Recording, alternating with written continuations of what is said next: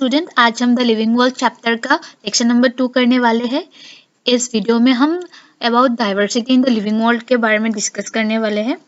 तो ये जो टर्म है बायोडाइवर्सिटी, इसका मेन कंसेप्ट ये है कि हमारे आसपास कितने टाइप्स के प्लांट्स है, एनिमल्स है या फिर इंसेक्ट जो भी को लिविंग ऑर्गेनिज्म है, कितने टाइप के लिविंग ऑर्गेनिजम्स रहते हैं। तो इस कॉन्सेप्ट को ही बायोडाइवर्सिटी वर्ड के द्वारा रेफर किया गया है।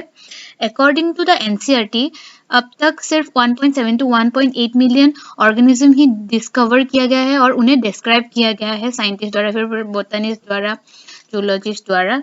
सिर्फ 1.7 to 1.8 मिलियन ऑर्गेनिज्म ही अब तक डिस्कवर हुआ है, लेकिन और भी बहुत सारे ऑर्गेनिज्म है जिन तक हम अब तक नहीं पहुंच पाए हैं, लेकिन धीरे धीरे वो भी डिस्कवर हो रहे हैं। तो अगर एग्जाम में आए तो हमें यही डाटा लिखना है, 1.7 to 1.8 मिलियन ही डिस्कवर हुआ है। अलग अलग बुक में अलग अलग डाटा दिया गया है, लेकिन एग्जाम में हमें यही लिखना है। अब हम सिस्टमेटिक्स के बारे में बात करते हैं। ये जो सिस्टमेटिक का जो कंसेप्ट है, इसके अंदर हम बात करते हैं डिफरेंट काइंड्स के ऑर्गेनिज्म के ऊपर, उनके बीच क्या डाइवर्सिटीज है, उनके बीच क्या रिलेशनशिप है, ये सब हम सिस्टमेटिक्स में डील करते हैं। ये जो टर्म है सिस्टमेटिक्स, ये लैटिन वर्ड सिस्टेमा से डिराइव किया गया है, जिसका मतलब है सिस्टमेटिक अरेंजमेंट। ये एनसीईआरटी में मेंशन है। एनसीईआरटी में और 2 लाइन मेंशन है जो इम्पोर्टेंट है, आप लोग नोट कर लीजिएगा।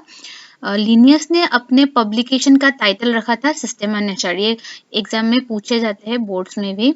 और systematic takes into account evolutionary relationship between organism, मतलब ये सिस्टमेटिक का जो होल कॉन्सेप्ट है वो सब इवोल्यूशनरी रिलेशनशिप में बेस्ड है।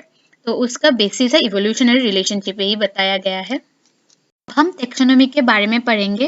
Taxonomy refers to the process of classification of all living organism based on their characteristics. Taxonomy के अंदर ये 4 प्रोसेसेस आते हैं: nomenclature, identification, characterisation and classification.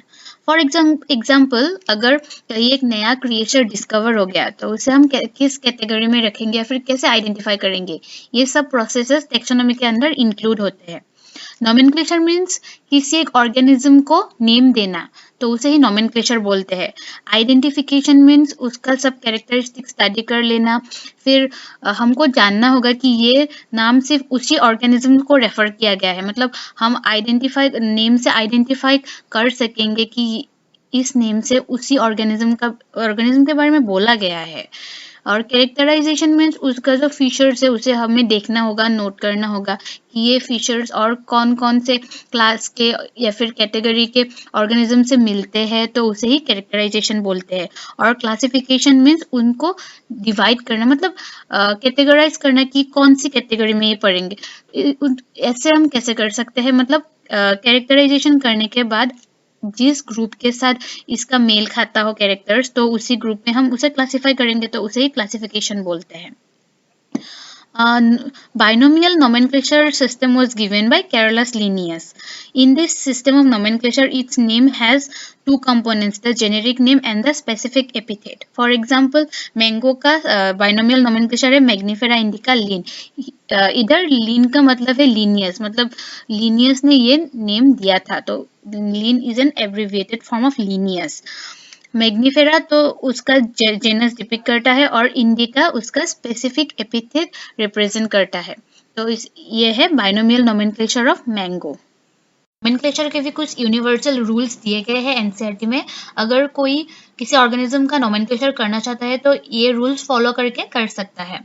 The universal rules of nomenclature are as follows. तो rule number 1 है biological names are generally in Latin and written in italics.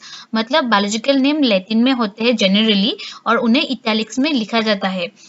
वो कौन सी भी origin का हो, लेकिन उसे Latinized में derive किया जाता है। यह है rule number 1। और rule number 2 है the first word in a biological name represent the genus while the second component represent the specific epithet. Biological name का जो first word है वो ऑर्गेनिज्म का जीनस रिप्रेजेंट करता है और जो सेकेंड वर्ड है तो वो स्पीसीज रिप्रेजेंट करता है। फॉर एग्जाम्पल, मैंगो का बायोलॉजिकल नेम था मैग्नीफेरा इंडिका, तो जो मैग्नीफेरा वर्ड है वो मैंगो का जीनस रिप्रेजेंट करता है और इंडिका वर्ड उसका स्पीसीज रिप्रेजेंट करता है, मतलब मैंगो का एक स्पीसीज है इंडिका। रूल नंबर 3 है both the words in a biological name when handwritten are separately underlined और printed in italics to indicate their Latin origin. Rule number 3 ये कहता है कि बायोलॉजिकल नेम का जब बायोलॉजिकल नेम हम हाथ से लिखे तो उसे हमें सेपरेटली अंडरलाइन करना होगा, और अगर हम प्रिंट करके निकाले तो उसे इटैलिक्स में निकालना होगा ताकि उसका लैटिन ओरिजिन शो कर सके। रूल नंबर 4 कहता है कि the first word denoting the genus start with a capital letter while the second word represent species start with a small letter. मतलब जो जीनस रिप्रेजेंट करने वाला जो फर्स्ट वर्ड है वो हम कैपिटल लेटर से स्टार्ट करते हैं, और जो स्पीसीज रिप्रेजेंट करने वाला सेकेंड लेटर है तो उसे हम स्मॉल लेटर से स्टार्ट करते हैं। तो यही रूल्स फॉलो करके एक ऑर्गेनिज्म का नोमेनक्लेचर किया जाता है। तो आज के वीडियो में हम इतना ही कवर करते हैं, बाकी और कुछ टॉपिक बचा हुआ है जो टेक्सोनोमिकल कैटेगरीज, टेक्सोनोमिकल एज ये सब इंक्लूड करेगा, तो वो हम लेक्चर नंबर 3 में देख लेंगे। तो आज के लिए इतना ही करते हैं, बाय।